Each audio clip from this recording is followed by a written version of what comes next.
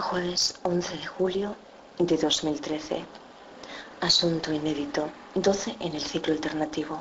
11 en el ciclo biológico. 4 horas 51 minutos.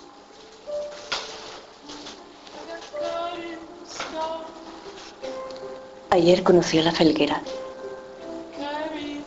El casero tenía que ir a matricularse en un curso y me ofreció si quería ir con él y aprovechar para fotografiar la localidad, porque yo se lo había pedido en una ocasión anterior en la que no aceptó llevarme, y después íbamos a regresar a Oviedo, pero en la circunvalación él dio 2 vueltas, no se aclaró lo bastante y terminamos por tomar la dirección de Gijón, que primero yo le indiqué que mejor aparcar el coche por la zona de la playa de Poniente, pero después, sobrepasado el barrio de la Arena, ya le indiqué que existía la posibilidad de acercarnos a la casina, al final de la avenida Albert Einstein, en la que yo había comido en una ocasión, el primer día en que intenté acceder al jardín botánico, encontrándolo cerrado, que fue, si te acuerdas,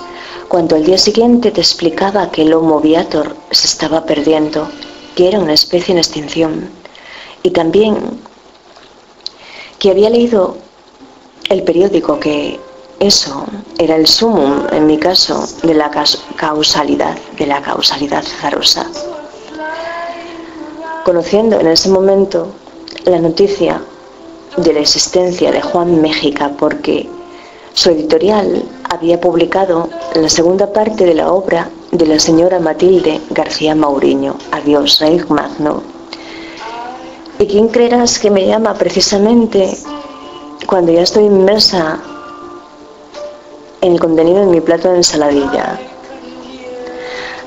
Así que tuve que salir al exterior, porque como el casero había insistido en que conectara el teléfono móvil para después, cuando él acabara, poder localizarnos, sonó en público, sorprendiéndome, y decidí contestar a un número desconocido, que duró la conversación un único minuto, porque la voz me escamó.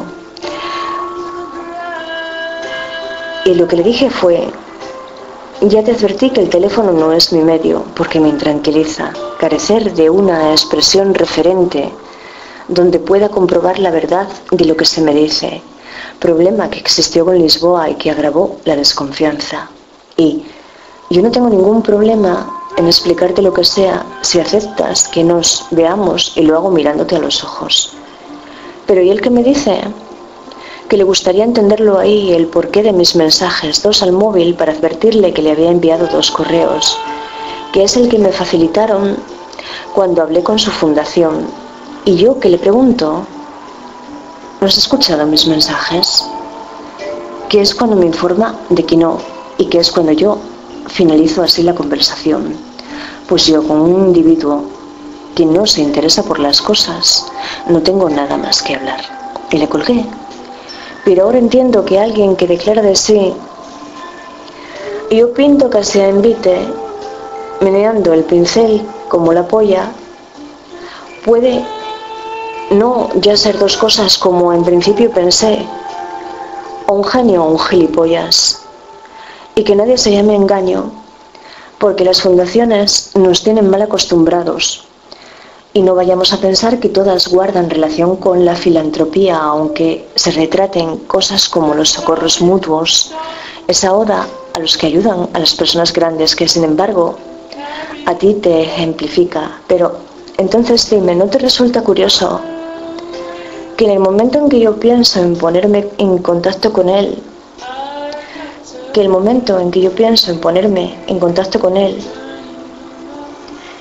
le siga el momento en que él se pone en contacto conmigo? Porque importa tanto el tiempo en sí, que haya transcurrido algo más de un año, o en el momento importa más el espacio. Y esto te lo pregunto porque en mi no teoría, porque es una sensación desde el principio,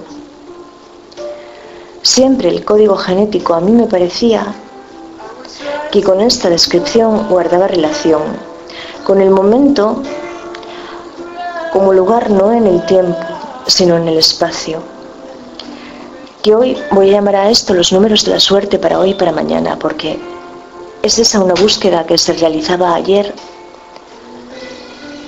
y que se reflejaba en las estadísticas de mi bitácora, que son estos los días en que Pedro J. Ramírez, el director del periódico El Mundo, no deja de aparecer en el televisor con su camisa a rayas, de la que yo nunca desearía descamisarlo, y hablando de los originales del caso Bárcenas, que es un caso de corrupción histórica, siendo esos números de la suerte los siguientes, porque son los números en los que se celebra la lotería genética. Más de 3.000 millones de nucleótidos, unos 3.200 millones que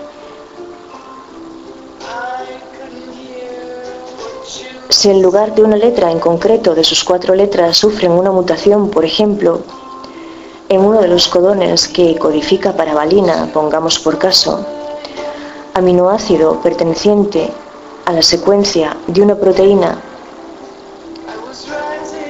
si esa letra es la que da origen al tercer elemento del triplete, dará igual en teoría según la profesora Salas, porque eso será lo que podemos llamar una mutación silenciosa, que yo definía como una situación silenciosa ayer, prefiriéndolo al no dar por sentada ninguna degeneración, entre comillas fenomenológicas, del código. Que de acuerdo, esto únicamente es hablar contigo, pero que yo sepa no hay nadie ahí escuchando. Y si en algún momento fuera a verlo, todo mensaje tiene distintos niveles de complejidad, que es lo que lo hace atractivo para algunos y para otros indiferente. Dará igual, según la profesora Salas, porque valina es codificada tanto por una adenina como por una guanina, como por un uracilo o una citosina en situación final. Pero si la mutación sucede en el primer lugar del triplete, ya no va a fabricarse una valina, sino otro aminoácido que puede ser mismamente fenilalanina. Y a este cambio en la proteína modificarla. Y entonces, y si es una proteína que opera en cualquier estructura fundamental del genoma o del epigenoma, que esto es lo que hay que pensar.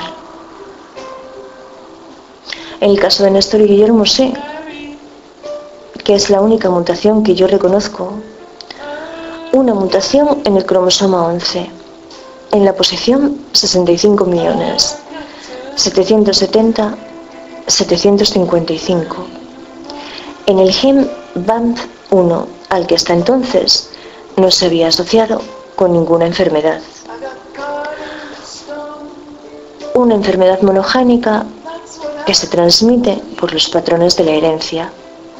Y hay otros números de la suerte, que son los números que contenemos. Por ejemplo, 1 milímetro cúbico de nuestro cerebro, dice Sebastián Seum, que en él hay 100.000 neuronas, en las que intervienen 1.000 millones de conexiones, que son 100.000 millones de neuronas, igual número que el número de cometas de nuestro sistema solar, las que conforman nuestro cerebro y su conectoma, por no hablar de los 100 billones de células que conforman el organismo. Que a mí aquí me faltó tiempo para hacerme una pregunta y poder plantearla. Que lo que yo no sé es si estos 100 billones de células que yo soy, lo soy, solo yo, o es el número al que da origen mi metagenoma, porque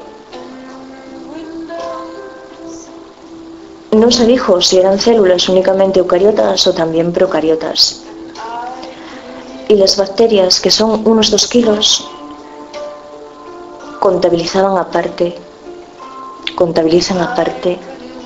pero fue Sidney Brenner, que fue premio Nobel en el 2002 de Fisiología y Medicina por el desarrollo y la muerte celular, junto con Horvitz y Sulston, quien durante 12 años trató de cartografiar el sistema nervioso de un gusano, C. elegans, con sus 300 neuronas y sus 7000 conexiones, seccionándolo en 20.000 aspectos, que lo que yo no sé es lo que pensaban ellos que piensa de nosotros un gusano. ¿Acaso tienen los gusanos mente? Te deseo un buen día, querido profesor. Yo hoy he querido tener a cambio este comienzo, uno de transición.